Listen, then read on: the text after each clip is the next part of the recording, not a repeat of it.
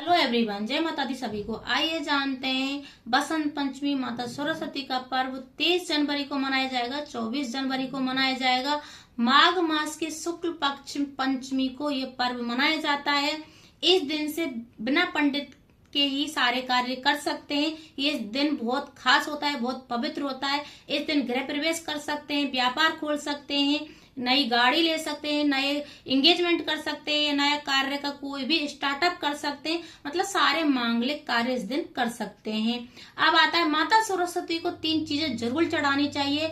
कुछ नियम होते हैं, उनका भी विशेष ध्यान देना होता है। तो नियम है, वैसे 23 जनवरी को ये पर्व मनाया जाएगा। उदय तिथि को ध्यान में रखते दिन पड़ रहा है शुक्रवार, इस चीज का विशेष ध्यान रखना है। तो शुक्रवार पड़ रहा है तो माता लक्ष्मी का भी दिन है। तो ये माता सरस्वती की जो पूजा अर्चना करते हैं, तो सबसे जिनके घर में स्टूडेंट हैं, बच्चे हैं, तो वो भी अच्छा माना जाता है। उनके विवेक के लिए, कैरियर के लिए पूजा अर्चना की जाती है। अगर बच्चे बड़े हो गए हैं और नहीं कर रहे तो भी माता पिता को या मतलब माताएं बहनों को घर में माता सरस्वती की पूजा अर्चना जरूर करनी चाहिए। बोला जाता है सबका विवेक अच्छा रहता है अगर हम पूजा अर्चना करते हैं, लड़ाई झगड़ा गृह कलेश नहीं होता है। अब आता है कुछ नियम होते हैं। तो नियम क्या क्या होते हैं? माता सरस्वती को खरीदना, मतलब नई फोटो फ्रेम लेनी चाहिए उस दिन।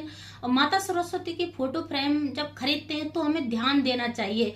हमें मतलब खड़ी हुई फोटो नहीं लेनी है, हमें जो बैठी हुई मुद्रा में माता को खरीदना है, मतलब सरस्वती माता को लेना होता है, मूर्ति को लाना होता है अपने घर में।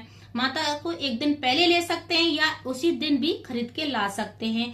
हमें नया पेन खरीद के चढ़ाना चाहिए, नई कॉपी, नोटबुक या कोई बुक। जैसे बहुत बच्चों को कोई कोई सब्जेक्ट बहुत कठिन लगती है, तो वो सब्जेक्ट लाके हमें माता के जरूर चढ़ाना चाहिए। माता सरस्वती को हमें गुलाल जरूर चढ़ाना चाहिए। माता सरस्वती को पीले कलर का फूल जरूर चढ़ाना चाहिए। माता सरस्वती को पुआ का भोग जरूर लगाना चाहिए। बहुत शुभ माना जाता है, बहुत अच्छा माना जाता है। जो मौसम के अनुसार जो फल होते हैं, सबसे अच्छा बेर होता है। अगर बेर नहीं है तो कोई भी फल आप चढ़ा सकते हैं जो मौसम में चल रहे हैं सर्दियों में। तो अब आता है जो हमारी जो पूजा किस प्रकार से करते हैं, पूजा के नियम क्या क्या होते हैं, जो मैंने आपको बता दिया है। सामान क्या क्या होना चाहिए, मूर्ति किस प्रकार से खरीदनी होती है। अब आता है पूजा का नियम। तो हमें सुबह उठना है, उठने के बाद हमें स्नान ध्यान करना है, पीला वस्त्र पहनना है। माता को पीला वस्त्र बहुत प्रिय होता है। अपने घर में गंगा जल का छिड़काव देना है। फिर या तो मंदिर में पूजा कर सकते हैं या अपने चौकी लगा के भी पूजा कर सकते हैं। हमें चौकी लगा लेनी है, पीला आसन लगा लेना है, माता प्रेम माता का फोटो रख लेना है, मतलब आसन दे के रखना है। गणेश भगवान को भी विराजमान कर लेना है। फिर उसके बाद में हमें स्नान कराना है माता को। या पीले कलर की चुन्नी उड़ाते तो बहुत शुभ माना जाता है, या कलावा भी आप वस्त्र भी चढ़ा सकते हैं। हमें पीला चंदन लगाना चाहिए, फूल पीला चढ़ाना चाहिए माता को। अखंड जोत जलाते तो बहुत शुभ माना जाता है, पर उसका ध्यान जरूर रखना है, बार बार उसमें तेल डलता है। और वो रात भर, सुबह से रात भर जला। दूसरे दिन हमें चौकी उठानी होती है। फिर माता को हमें आरती करनी है और उसके बाद में दक्षिणा चढ़ानी होती है, क्योंकि कोई भूल चूक हो जाती है तो दक्षिणा उस कमी को पूरी कर देती है। और मतलब जो पेन चढ़ाना है, एक नोटबुक चढ़ानी है, या मतलब कोई भी कठिन सब्जेक्ट है उसकी बुक चढ़ा सकते हैं। तो वो तुरंत नहीं हटानी चाहिए, वो मतलब दूसरे दिन ही हटानी होती है। अब जैसे बहुत बच्चों को उस दिन पढ़ना नहीं चाहिए, इस चीज का विशेष, अगर किसी का एग्जाम वगैरह है तो वो पढ़ सकता है, नहीं तो बच्चों को उस दिन बोला जाता है माता सरस्वती को उस दिन आराम करने देना होता है। अब आता है कि जैसे बहुत लोगों को जैसे बहुत ज्यादा कंफ्यूजन में हो जाते हैं, तो उस दिन हमें किस प्रकार से चौकी उठानी है।